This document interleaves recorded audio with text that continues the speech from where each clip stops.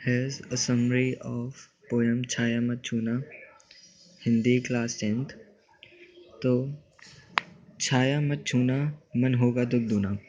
इसमें कवि जो है वो छाया जो है उसको जैसे हम कहते हैं ना, पुरानी जो यादें होती हैं, जो बीत चुकी बातें हैं, उन्हें कवि ने छाया बोल के संबोधित किया है। तो कवि छाया को छूने से मना करता है, मतलब कि जो हमारी पुरानी यादें हैं उसे छूने से मना करता है, क्योंकि कवि के अनुसार यदि हम उन्हें याद करेंगे तो जो हमारे मन का दुख है वो दुगना हो जाएगा। जीवन में है सुरंग सुधियाँ सुहावनी। जो सुरंग सुधियाँ सुहावनी का मतलब है रंग बिरंगी जो यादें हैं वो बहुत सुहावनी है। जो हमारा जो कवि का जो जीवन है उसके अंदर जो उसकी यादें हैं वो बहुत ज़्यादा सुहानी है और रंग बिरंगी हैं।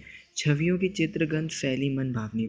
और जो वो यादें हैं वो चित्र बनकर जो उनके ऐसा लग रहा है कि उसकी जो गंध है वो जो उसकी खुशबू, उसकी जो यादों की खुशबू है वो आज कवि को याद आती है, लेकिन वो उनको दोबारा वापस तो पा नहीं सकता, लेकिन सिर्फ आज केवल उसकी जो गंध, उसकी खुशबू है वो बची है।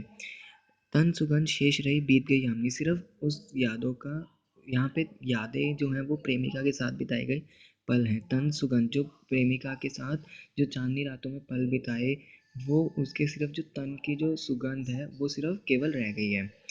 कुंतन के फूलों की याद बनी चांदनी। और जो प्रिया जो उसकी प्रेमिका थी, उसके जो बालों में लगे फूल थे, वो उसकी जो यादें हैं वो सिर्फ केवल वही शेष रह गई हैं। शेष मतलब केवल। भूली सी एक क्षण बनता है हर जीवन क्षण।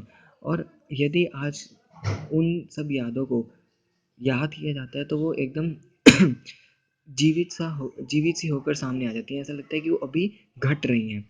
छाया मत छूना मन होगा दुख देना। और जितना कवि कहते हैं जितना उन्हें याद करेंगे वो अपने आप को ये समझाना चाहता है कि जितना मैं उसे याद करूँगा उतना ही मैं भटक जाऊँगा इस उतना ही मैं दुखी हो जाऊँगा।